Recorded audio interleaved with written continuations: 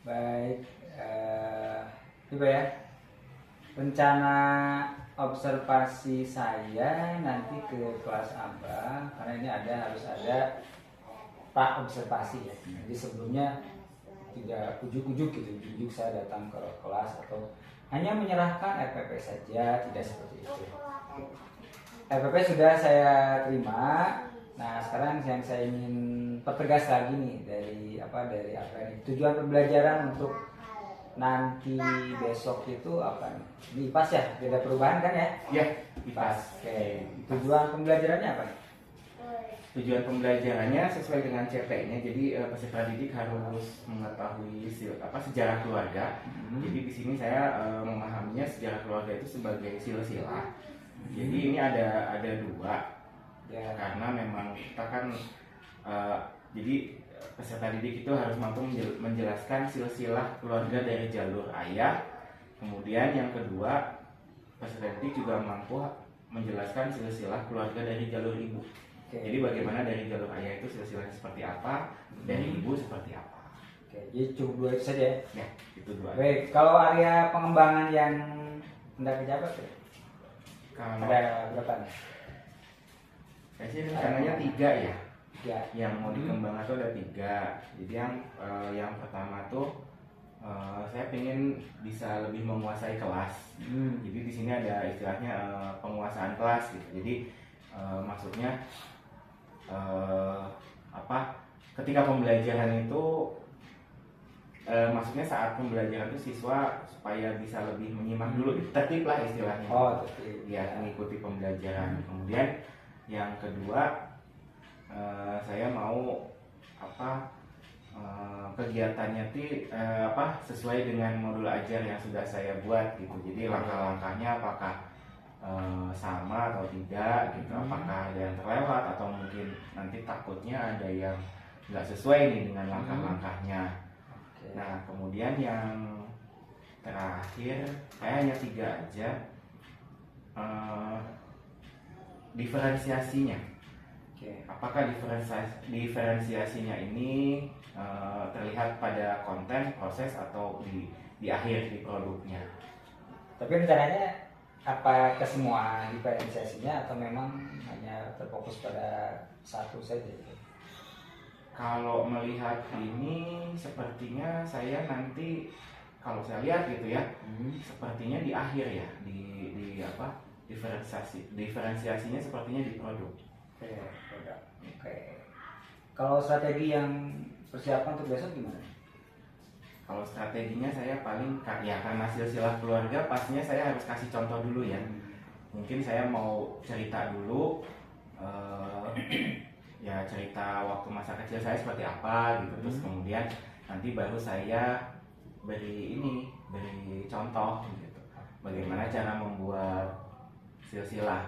Nanti kan kalau saya rencana bayangan ini, nanti posisi saya ini ada di bawah gitu, dengan keluarga ayah adik gitu ya.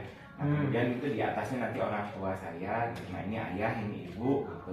Jadi nanti dari ayah seperti apa silsilahnya, nanti dari ibu seperti apa gitu. Jadi saya kasih contoh dulu. Kemudian setelah saya kasih contoh, nanti saya coba ke siswa. Bagaimana siswa ini nanti anak-anak bisa membuat silsilahnya gitu. Silsilahnya sendiri. Terus nanti inginnya nanti kalau sudah gitu bisa menceritakan gitu silsilahnya seperti apa. Oke, baik. Kalau saya simpulkan ya dari cakapan saya sebelum nanti observasi itu ada 2 tujuan pembelajaran yang dicapai. Yang pertama itu mampu menjelaskan silsilah keluarga dari jalur ayah, yang kedua dari jalur ibu, karena bentuknya berbeda ya. Kemudian ada pun area pengembangan yang hendak dicapai ada 3 pada saat ini, yaitu penguasaan kelas, kemudian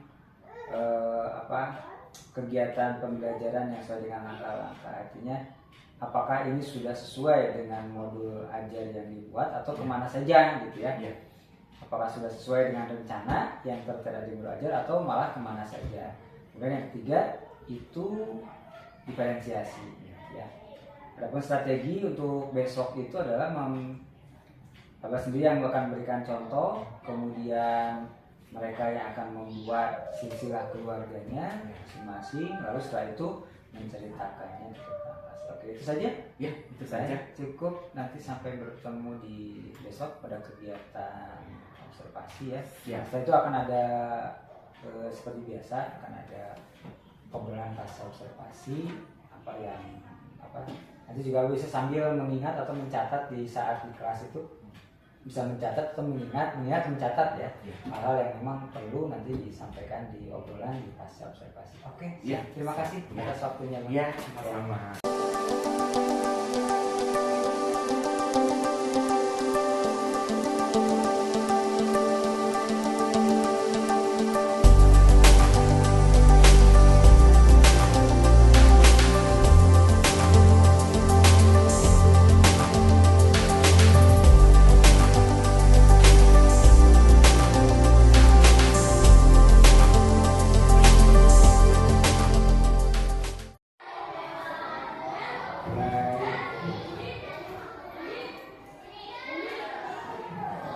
Terima kasih ya Pak Wahyu sudah meluangkan waktunya. Tadi setelah saya observasi, saya mau coba dulu refleksi ya. Tadi kita sudah mata percakapan ya, bahwa ada 3 aspek pengembangan yang ingin kembangkan ya. Pertama, Nanti realisasi, kemudian penguasaan kelas, kemudian yang ketiga itu tentang belajar ya, belajar dengan hamba, atau saya sebetulnya nih saya mau merefleksi dulu hasil dari mengajar kemarin itu bagaimana? yang waktu hari Kamis ya. Ya betul ya. Materi yang diajarkan ini kan tentang silsilah keluarga ya. Karena silsilah keluarga ini memang jujur saya baru kali ini karena memang ini baru tidak hanya buat aku tapi buat saya juga, karena untuk mengetahui silsilah keluarga ada kemungkinan tidak semudah kita mengajarkan materi yang lain gitu ya. Karena silsilah keluarga ini kan si anak ini harus tahu asal-usul keluarganya, karena dia juga pasti punya ayah, punya ibu juga kan kalau yang masih itu sampai sekarang ini mungkin masih bisa kita gali, tapi yang jadi kendala adalah ketika orang tua yang aslinya, orang tua kandungnya ini sudah berpisah. Jadi harus ada kehati-hatiannya, karena mungkin terkadang ini dari ketika misalkan ada salah satu orang tuanya sudah berpisah, kemudian salah satu orang tuanya ini mungkin ada hal yang ditutup-tutupin gitu, rahasia gitulah istilahnya gitu. Nah ini memang harus bukan berarti kita mau membuka aib, tapi si anaknya harus tahu gitu asal usul keluarga, sejarahnya itu dari mana, mungkin misalkan ayahnya ini keturunan siapa, ibunya ini orang mana ya kan.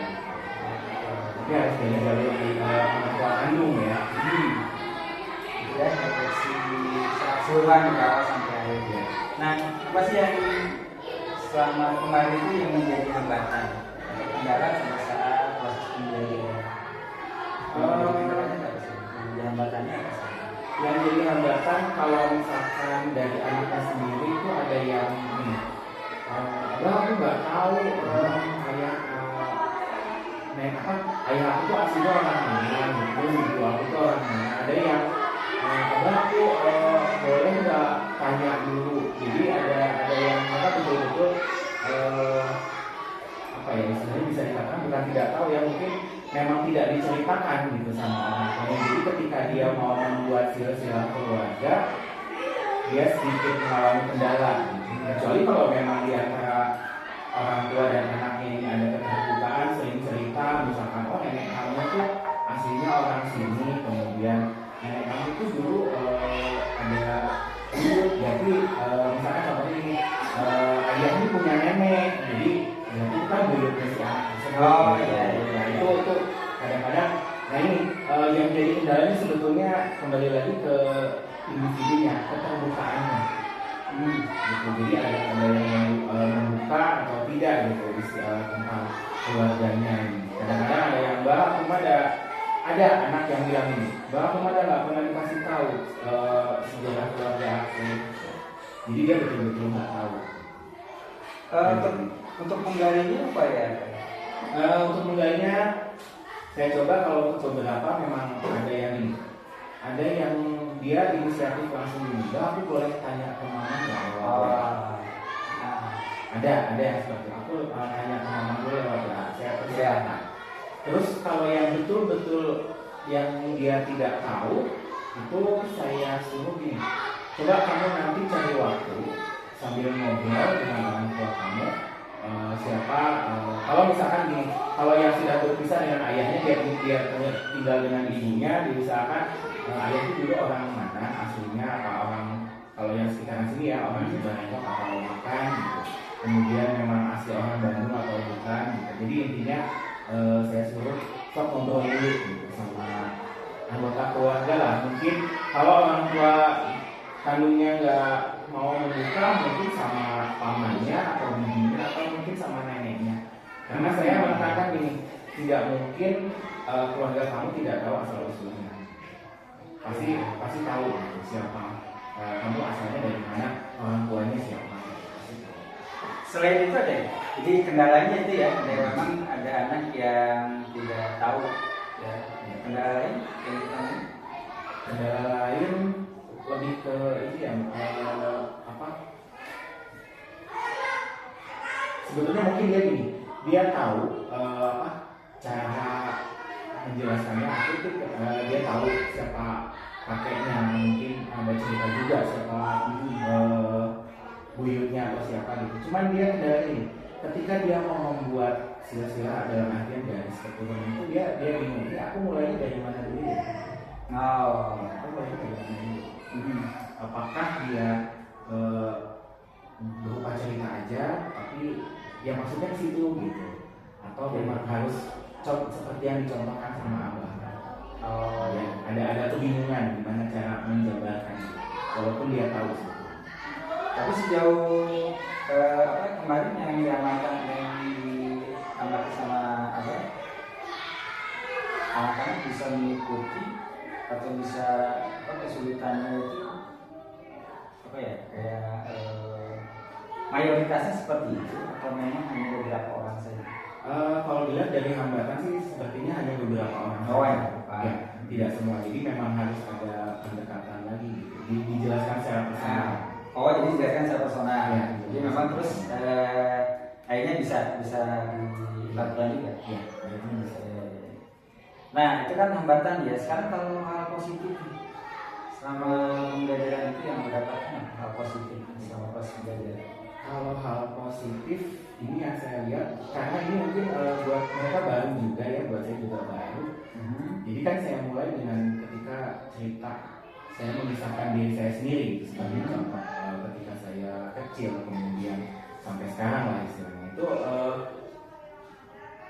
bisa dibilang antusias.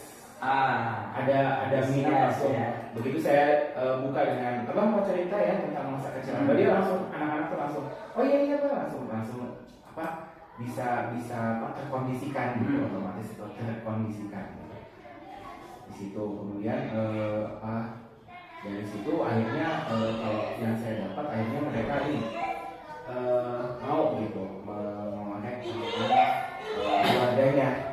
Jadi mengingat kakek aku tuh dulu tinggalnya di ini, aslinya orang ini gitu. Ada jadi mau mengingat-ingat istilah silsilah. Ya, ini berbicara antusias nih, apakah anak-anak menyimak dari awal sampai akhir? Anak-anak itu, karena kan tadi aku mengatakan antusias ya, anak-anak antusias kan ketika aku menceritakan istilahnya silsilah dari keluarga Abah. Anak-anak antusiasnya itu apakah dari awal sampai akhir atau awal saja? Kalau dari awal sampai akhir ini tentunya ada beberapa yang tidak sampai akhir ya, karena di tengah-tengah seperti pada umumnya ketika di tengah ini ada yang sudah mulai bosan, ada yang sudah fokusnya sudah terpecah gitu. Jadi sebagian memang ada yang fokus dari awal sama kayak akhir itu ada, tapi sebagian lagi ada yang itu ya konsentrasinya terpecah, mungkin bosan dengan ceritanya atau yang ya akhirnya kepalanya mulai ditaruh gitu di pas bisa. Yang dilakukan apa tuh pas ada anak yang terlihat seperti itu? Ya awalnya seperti biasa yang dilakukan pada umumnya, mengambil dulu apakah mau dilanjut atau tidak gitu. Nah, tergantung ininya sikap dari siswanya juga. Kan ada juga mungkin yang akhirnya kasak-kusuk membuat diskusi kecil gitu. Lah istilahnya gitu. Itu sih yang saya lakukan kemarin. Jadi supaya kembali fokus. Ya. Ini hasil apa nanti ini kan dengan hasil pengamatan saya ya. Saya belum bertemu sama anak. Itu hal positif. Anak-anak antusias. Ada lain nggak? Selain dari anak-anak antusias pada saat awal kan itu kan awal ya. Awal pembelajaran. Ada tidak ada yang positif dari dua. Karena saya melihat ini ada tiga kegiatan ya. Yang pertama itu menceritakan, mencontohkan. Yang kedua itu kan membuat silsilah keluarga mereka. Yang ketiga kita presentasi menjelaskan gitu kan. Hal positif itu apa hanya di awal saja ketika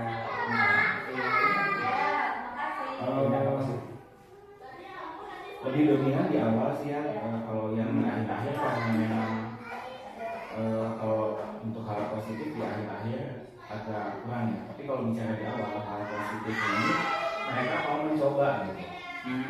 Jadi ketika mereka saya minta untuk membuat silsilah keluarganya, ada yang antusias untuk mencoba gitu. Jadi tanpa ini baru mencoba gini ya gitu. Ada yang mencoba ini. Kalau saya kan mencontohkannya dari bawah ya. Dari bawah dari saya dan adik-adik, kemudian ke atas ke orang tua, terus ke nenek dan terus ke atas. Tapi dia ada yang mencobanya itu terbalik. Dia dari dirinya terus ke bawah. Jadi dia terus orang tuanya, kemudian kakek neneknya dan seterusnya. Jadi arahnya terbalik, berbeda. Nah, dari ketiga hal pengembangan yang dicapai tadi, kira-kira yang lebih menonjol dari yang ketiga hal pengembangan itu apa gimana? Apakah itu visualisasinya atau penguasaan kelas atau untuk langkah-langkah pembelajarannya? Kalau saya merasa lebih menonjol di diferensiasi. Kenapa lu bisa mengatakan demikian? Karena anak-anak tuh ya itu tadi salah satunya saya jelaskan tadi sebelumnya. Ketika saya mencontohkan contoh yang saya buat itu dari bawah, tapi ada yang mencoba dia bikinnya dari atas gitu. Kemudian ada yang berupa jadi gini, bukan berarti dia tidak bisa menjelaskan, cuman dia bingung untuk membuat seperti bagan gitu, tapi dia membuat cerita. Jadi si buku itu dia bagi dua halamannya, ini untuk ayah, yang sebelahnya untuk ibu. Jadi dia bercerita gitu. Ayahku berasal dari Sumedang, kemudian nenek aku namanya siapa gitu. Terus waktu itu dia sampai cerita ketika pindah ke Bandung itu waktu umur berapa gitu. Itu yang cerita di ayah. Kemudian di ibu aku asli orang Jawa, tapi dia jelaskan, tapi aku nggak tahu Jawanya di mana. Jadi dia halamannya dibagi dua, jadi ada itu. Berarti yang menonjol diferensinya di mana? Apakah di konten, proses atau produk? Di Produk ya. Kalau konten ada juga ya konten yang berbeda. Itu hasil apa ya? Kalau kontennya itu kan ya si silsilah keluarganya itu ya. Iya. Itu, pasti beda kan? Ya. Yang udah jelas pasti itu adalah diferensiasi. Iya, betul. Jadi anak bukan belajar dari silsilah ya, bukan belajar dari silsilah di buku contoh itu, tapi langsung ke ini sebetulnya strategi apa nih kalau misalkan di itu kan? Metode apa? Itu kan kehidupan mereka. Discovery ya. Coba. Bukan kehidupan orang lain, tapi kehidupan dia sendiri. Oh, yang itu apa itu namanya? Yang sesuai dengan kehidupannya. Istilahnya ya. Saya lupa istilahnya. Ya, nanti sambil saja ya, saya nggak akan kasih tahu dulu. Nah, kalau itu kan diferensiasi yang paling menonjol. Sedangkan yang kedua itu kenapa nih? Apa merasa kurang pede atau kenapa? Penguasaan kelas sama kenapa? Ya, kalau penguasaan kelas kadang-kadang sih, saya kan biasa gini ya, kita membiasakan ketika ada orang yang berbicara, itu kan tolong disimak dulu, diperhatikan dulu. Ya. Tapi kadang-kadang bisa apa ya, los bukan katakan los ya, kalau los berarti nggak sih mas kan. Jadi kurang ini ya, kurang pengontrolan juga. Jadi misalkan nih, ketika saya sedang asik menjelaskan, sedang asik bercerita, kemudian adalah karena memang ada umpan dari salah satu siswa, kemudian yang sebetulnya awalnya mungkin nggak mancing, tapi karena tangannya iseng atau apa gitu, kemudian ya akhirnya kena lah temannya, akhirnya jadi semacam kayak kamu ini apa usia, terus nah tiba-tiba bah ini, nah kayak gitu-gitulah. Jadi kadang-kadang apa ya, bukan dibiarkan sih sebetulnya ya pemicu dari hal-hal yang ya mungkin bisa dikatakan awalnya iseng tapi akhirnya jadi itulah. Jadi, yang dilakukan ya paling ditanya dulu gitu, apa penyebabnya apa, kemudian itunya apa yang mau yang dilakukan selanjutnya, apa mau dilanjutkan atau tidak gitu sih, apa asik lah paling saya ini. hanya di depan. Iya, itu sih. Ada upaya untuk mendekati mereka? Kalau kemarin enggak. Jadi Kenapa? saya fokusnya di depan sih. Jadi apa ya? Karena ini salah satunya memang ini, ketika mau menjelaskan tentang silsilah keluarga itu kan perlu kehati-hatian. Tadi yang saya sampaikan di awal, perlu kehati-hatian. Jadi apa ya? Ya sebetulnya ada rasa takut salah untuk menjelaskan juga sih gitu. Takutnya gini, karena memang walaupun itu di keluarga sendiri gitu, takutnya ada hal yang ini harusnya ke sini. Jadi gini, ya kalau itu sih, kalau untuk tidak sempurna memang saya menyadari, tapi ini loh, ada rasa takut salah nih ke anak-anak kasih menyampaikannya gitu. Jadi ya itu, jadi seperti apa ya, karena saking terpakunya gitu sama jangan takut salah gitu.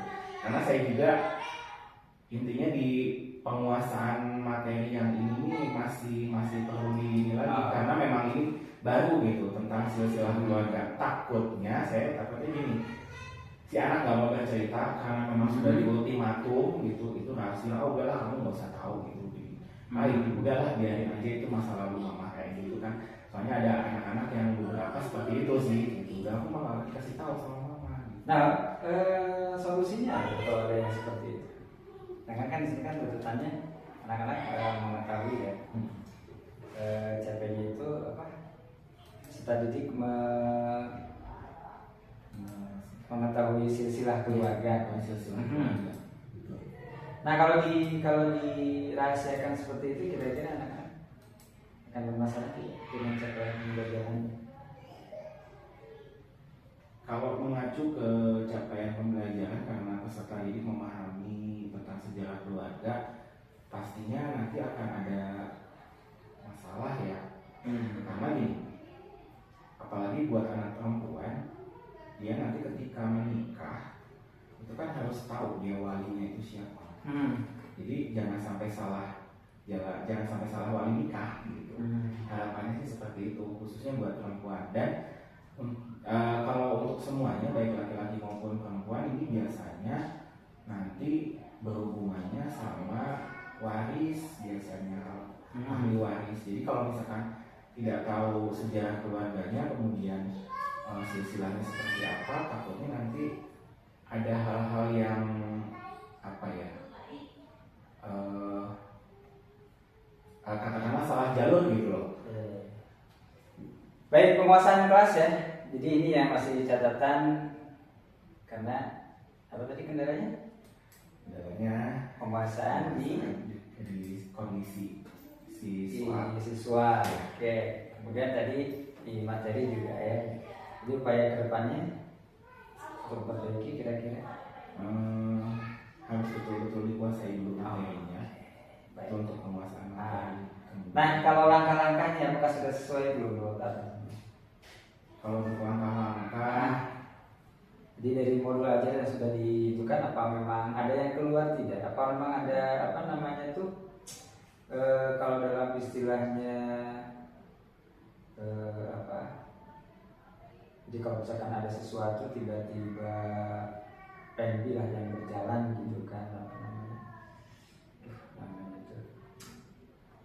Kalau rencana ini tidak jalan, tapi ada langsung gitu, langsung ada rencana lain gitu kan, tiba-tiba ke apa namanya istilahnya, ada nggak? Atau memang berjalan saja sesuai dengan aluri yang ada di modul langkah-langkah pembelajarannya?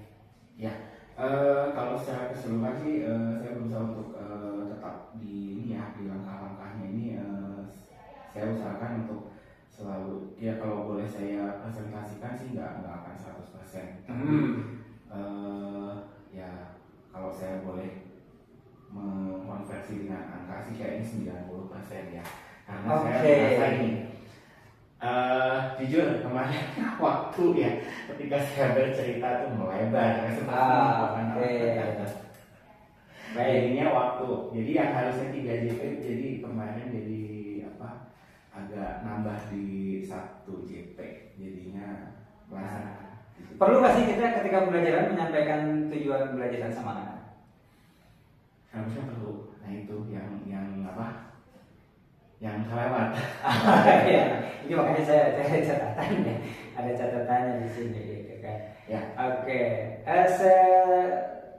Sejauh mana sih pentingnya kita menyampaikan tujuan pembelajaran menurut Anda? Sebetulnya penting ya. Jadi kita tekankan dulu sama anak-anak dulu. Kamu harus tahu silsilah keluarga itu, misalkan dari jalur ayah, dari jalur ibu. Kamu harus tahu supaya kamu jelas gitu asal usul kamu itu siapa, kemudian ayah kamu itu siapa. Walaupun memang sudah tidak ada yang berpisah ya, tapi sebisa mungkin memang harus tahu siapa keluarga silsilah kandungnya gitu. Silsilah kandungnya. Gunanya apa? Untuk kedepannya, yaitu tadi yang seperti saya katakan, apalagi yang perempuan untuk wali nikah, kemudian nanti yang laki-laki atau perempuan ini harus tahu siapa ahli warisnya, dia harus tahu. Nah ini sebenarnya tadi sudah dijawab nih sama apa ya? Bagaimana efektivitas penggunaan waktu yang 3 JP itu? Jadi tadi katanya ada di awal ya, awal terus sampai berapa menit? Hampir 1 jam ya. Oke. Enggak sampai 1 jam. Saya catat sendiri 50 menit. Oh, 50 menit. Oke, awal saja tuh ya 50 menit gitu kan.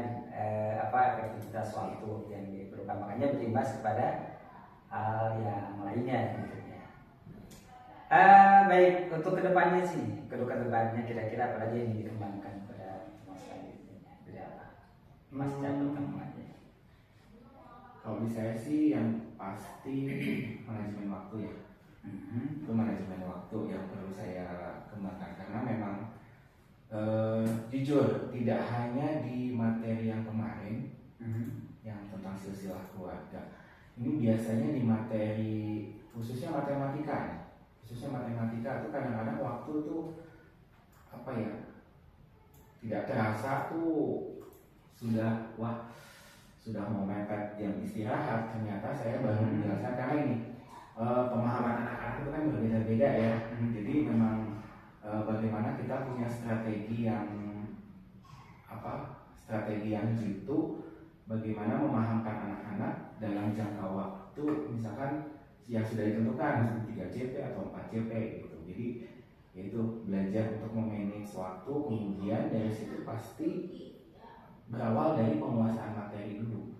Penguasaan materinya bagaimana? Kalau misalkan kitanya sendiri sebagai guru itu materinya tidak menguasai, saya rasa pasti waktunya itu akan tambah lama gitu. Karena akan mencari dulu atau akan ya kemana dulu lah gitu istilahnya menutupin dulu kayak gitu untuk kita mengingat lagi materi. Oke, jadi sangat penting Ya. manajemen waktu sangat penting ya. Betul. Baik, rencana tindak lanjutnya selanjutnya apa? Tindak lanjutnya ya memperbaiki ya, saya punya rencana bagaimana nanti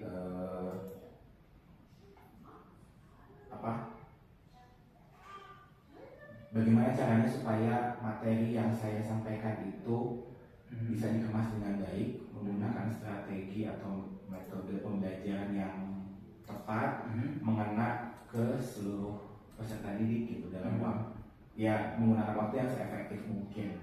Oke, ada lagi selain dari produktivitas? Rencananya gini, karena kemampuan siswa itu kan berbeda-beda ya. Saya akan membuat semacam kelompok, jadi sesuai dengan kemampuannya gitu. Oh, kelompok kemampuan. Ya, kelompok kemampuan. Bukan berarti membeda-bedakan ya, tapi karena supaya memfasilitasi siswa itu jadi lebih mudah gitu kalau menurut saya. Itu rencananya. Jadi supaya misalkan nanti gini, ketika ada yang sudah mahir tapi masih ada yang perlu bimbingan, takutnya nanti ketika saya memberikan terus kepada yang mahir, nanti yang harusnya perlu bimbingan itu semakin tertinggal. Kemudian nanti sebaliknya, ketika saya terus-terusan memberikan penguatan kepada yang perlu bimbingan, nanti yang mahir ini merasa diabaikan karena nggak ada challenge gitu, nggak ada challenge lagi. Pendukung ada kira-kira yang bisa membuat menjadi pendukung dalam untuk mengelompokkan siswa ini? Apa emang bekerja sendiri atau emang produk dari yang lain? Sepertinya saya butuh dukungan juga dari yang lain karena gini, ketika saya sedang melakukan satu kegiatan pastinya harus ada yang memantau gitu, nanti bagus-bagusin ya. Jadi gini, saya butuh seseorang itu untuk melihat apakah yang saya lakukan ini sudah sesuai dengan apa yang saya rencanakan, langkah-langkahnya apakah sudah sesuai atau belum gitu. Kemudian saya juga butuh feedback gitu, apa yang perlu saya perbaiki, apakah yang saya lakukan tadi sudah sesuai, kekurangannya di mana. Kalau saya nggak akan nanya kelebihan, saya justru akan nanya kekurangannya di mana. Baik, itu ya, jadi rencana tindak lanjut. Ini sebetulnya hasil pengamatan yang saya amati selama observasi itu sudah jauh semua sih. Jadi saya tidak perlu menyampaikan lagi kayaknya ya. Jadi memang ini Abah sadari betul dengan bercerita. Saya tidak bercerita, tapi Abah lebih bercerita. Apa yang didapatkan dari obrolan ini lah, saya katakan obrolan saja. Dari obrolannya apa sih yang Abah dapatkan secara garis besar? Kalau yang saya dapatkan jadi ini ya, membuka wawasan sih, kesadaran diri. Jadi menyadari katakan dalam tanda kutip kesalahan refleksi ya. Refleksi diri betul. Nah, itu itu bahasa. refleksi ya.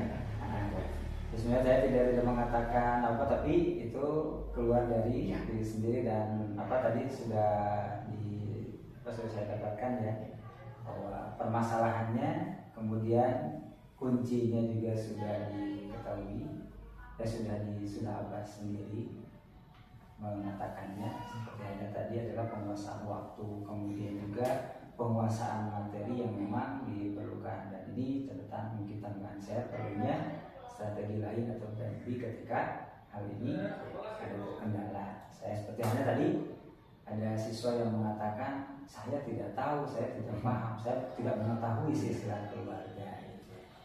Baik saja, terima kasih atas obrolan ini, mudah-mudahan bisa bermanfaat buat untuk apa, bukan untuk Abah saja, untuk saya juga. Karena saya sama nanti suatu saat akan di coaching oleh Abah. Terima kasih. Iya, terima kasih sama-sama. Oke. Terima kasih Iya Bu. sudah